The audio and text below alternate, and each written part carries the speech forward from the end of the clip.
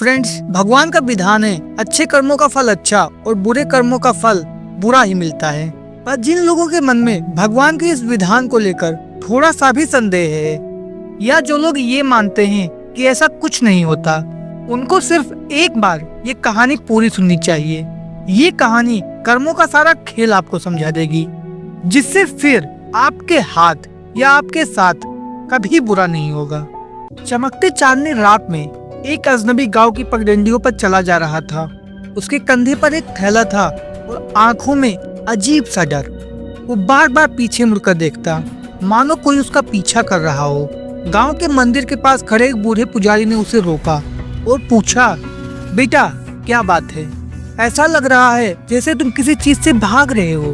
अजनबी के चेहरे पर घबराहट साफ झलक रही थी। उसने कांपते हुए कहा, पंडित जी, मैं भाग तो रहा हूँ, लेकिन किससे ये नहीं जानता। शायद अपने कर्मों से। और वो वहीं गिरकर बेहोश हो गया। असल में कई साल पहले उसी गांव के पास एक छोटे से कस्बे में विक्रम नाम का एक आदमी रहता था। विक्रम बेहद चालाक और लालची था। उसका काम था लोगों को फंसाकर उनकी जमीन और संपत्ति को हड़पना। इस बार विक्रम की नजर अपने जिगरी दोस्त रघु की जमीन पर थी। उसकी योजना सफल हुई। रघु ने अपनी सारी जमीन विक्रम के भरोसे पर उसके नाम कर दी थी, क्योंकि विक्रम ने कहा था कि वो उस जमीन पर एक बड़ा व्यापार शुरू करेगा और दोनों इसमें भागीदार होंगे। लेकिन जब रघु ने अपना हक मांगा तो विक्रम ने उसे ठुकरा दिया। विक्रम का धोखा देखकर रघु ने गुस्से में कहा, विक्रम, तुमने जो किया है उसका फल तुम्हें जरूर मिलेगा। मैं इस दुनिया से जा रहा हूँ, लेकिन मेरे शब्द हमेशा तुम्हारे साथ रहेंगे।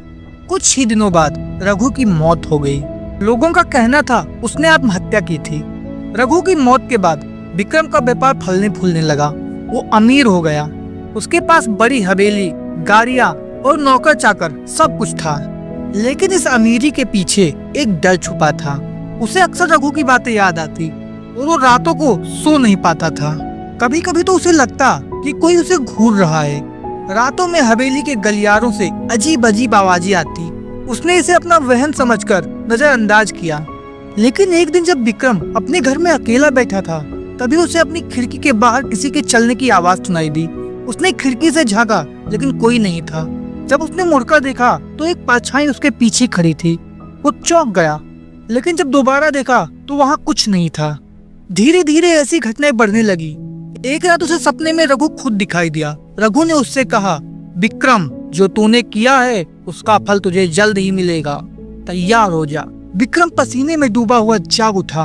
उसने समझा कि ये केवल सपना था, लेकिन उस दिन से उसका डर और बढ़ गया। विक्रम इस शक्ति से छुटकारा पाने के लिए अपने सारे पैसे इकट्ठा करके शहर छोड़ने की तैयारी करने लगा। लेकिन जैसे वो ट्रेन में चढ़ने वाला था, उसे प्लेटफॉर्म पर रघु की परछाई नजर आई। वो डर के मारे वहीं गिर पड़ा। लोगों ने उसे उठाकर ट्रेन में बैठाया। ट्रेन में उसने खुद को बहुत समझाने की कोशिश की कि ये सब उसकी मानसिक स्थिति का असर है, लेकिन उसकी परेशानी खत्म नहीं हुई।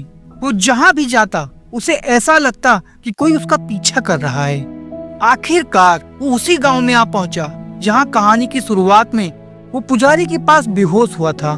पुजारी ने उसे होश में लाया और पूछा, बेटा कौन हो तुम और क्या परेशानी है? विक्रम ने अपनी सारी कहानी पुजारी को बता दी। उसने कहा, पंडित जी, मैंने रघु के साथ जो किया मेरे जीवन की सबसे बड़ी गलती थी। अब मुझे हर वक्त ऐसा लगता है कि रघु की आत्मा मेरा पीछा कर रही है। पुजारी ने गंभीर होकर कहा, बेटा, ये आत्मा का मामला नहीं है, ये तुम्हारे कर्मों का फल है। जब तक तुम अपने कर्मों का प्रायश्चित नहीं करोगे, ये डर तुम्हारा पीछा नहीं छोड़ेगा। पुजारी की सलाह पर विक्रम ने रघु के परिवार को ढूंढने का निश्चय किया। उसने रघु की पत्नी और बच्चों का पता लगाया। वह एक छोटे से घर में गरीबी का जीवन जी रहे थे। विक्रम ने उनके पास जाकर अपने गुनाह कबूल किए। उसने रोते हुए कहा, मैंने जो किया उसके लिए मुझे माफ कर दो। मैं अपनी सारी संपत्ति तुम्हें देना चाहता हूँ, ये सब तुम्हारा ही है। रघु की पत्नी ने कहा, हम तुम्हें माफ कर सकते हैं, लेकिन प्रकृति तुम्हें तुम्हारे कर्मों का फल जरूर देगी। तुमने जो दर्द हमें दिया उसका बोझ हमेशा तुम्हारे दिल पर रहेगा। विक्रम ने अपनी सारी संपत्ति रघु के परिवार को दे दी और खुद एक साधारण जीवन जीने लगा। वो हर दिन मंदिर में जाकर अपने पापों के लिए प्रायश्चित करता। हालांकि उसने जो किया था उसकी छाया से वो कभी बाहर नहीं निकल पाया। वो रातों में अब भी रघु की परछाई को देखता।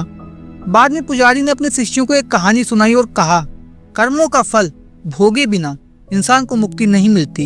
इसलिए हमेशा ऐसा कर्म करो जो तुम्हें डराने की जगह गर्व महसूस कराए। ये कहानी हमें सिखाती है कि बुरे कर्मों से भागा नहीं जा सकता।